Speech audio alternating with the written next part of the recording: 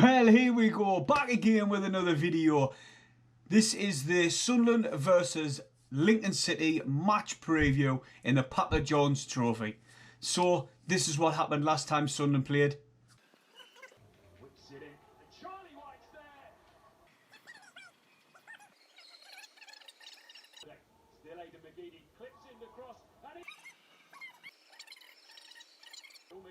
Who's he going to look for? I think we know. White's in the middle. It couldn't happen again, could it? White meets it. Charlie White getting 4 goals was absolutely unbelievable. 4 headers, 4 assists from McGeady. If Charlie White scored, then McGeady is Jesus. But moving on, we'll start with Lincoln. Lincoln, top of the league. They've played 27 games and they've got 53 points.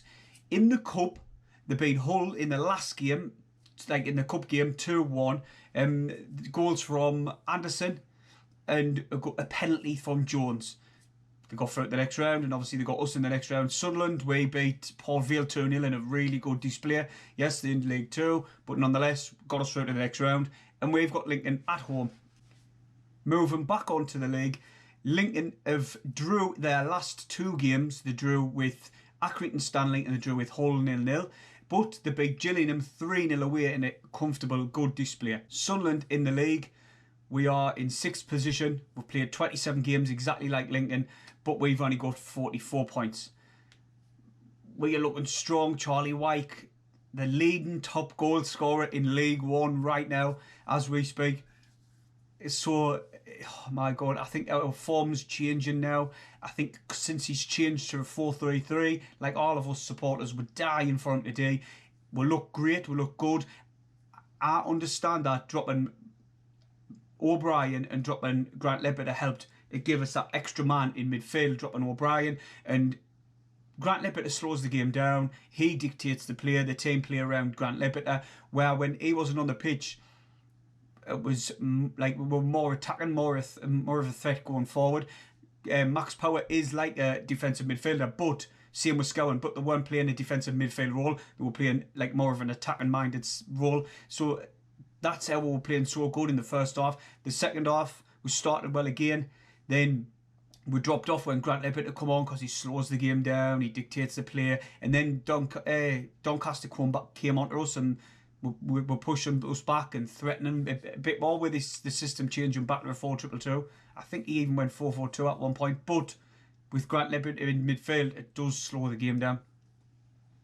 So moving back onto the Papa John's Trophy, I'm not really bothered about this. I didn't care. The fact is that no fans are going to be there, and it's like a tin pot trophy, like they say, you know what I mean? But it's silverware nonetheless. I do understand that, but I would be more excited and more up for it if we were allowed to go. If fans were allowed to go, and it was going to be like it was when we played Portsmouth that day, and I was there. It was an amazing day.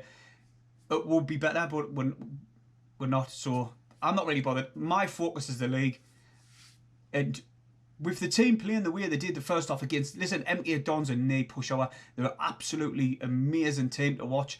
If they win their next 2 games at the top of the league, just goes to show, and then we bashed them 4-1. Listen, it could have been a hell of a lot more for Sunderland because Gooch missed his chance basically one-on-one. I think we hit the bar as well.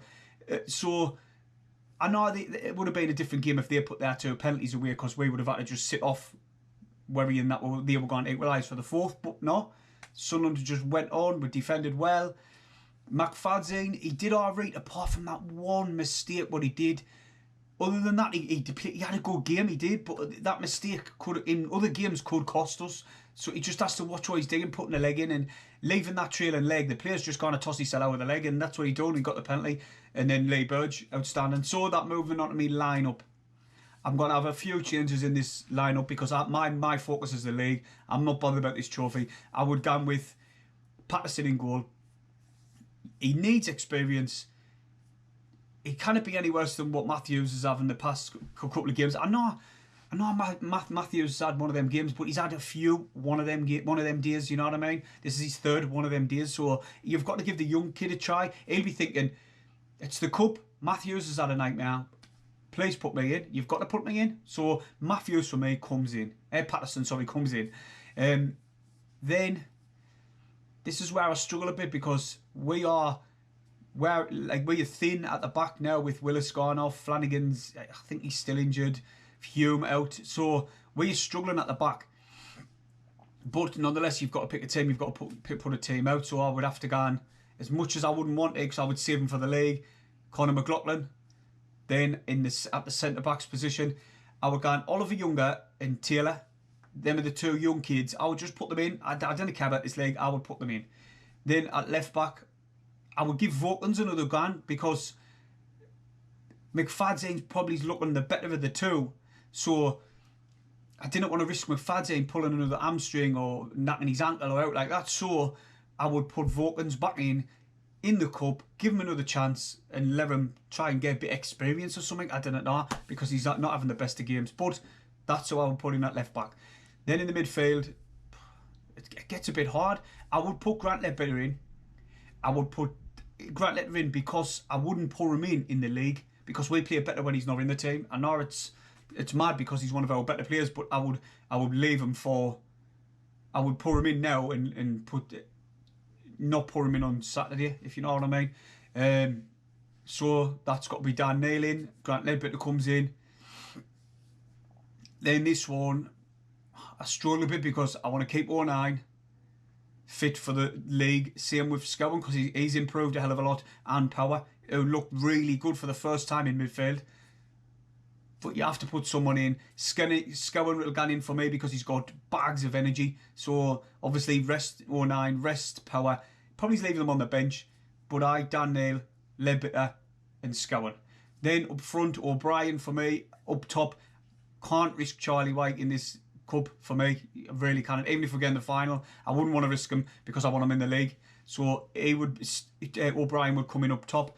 On the right hand side, I would have Diamond. He's like a substitute player. He's coming in off the bench in the league. So at the cup, you've got to start the lad. You've got to give him a chance, and Egan's in for me. Then on the opposite side, Jones. Exciting player. We all know that. He's got bags of pace. He'll cause Lincoln headaches all the amount I only imagine. And so I would start Jones because at the minute Gooch is playing well, McGeady is, so Jones is finding it hard to get into the first team at the minute. So with that being said, Jones comes in for me. I'm going to go for a Sunderland 2-0 win, and we're going to get into the final. And I think we're going to be playing Oxford in the final. Comment below your score predictions, your lineup, and hit the thumbs up, and I'll see you in the next video.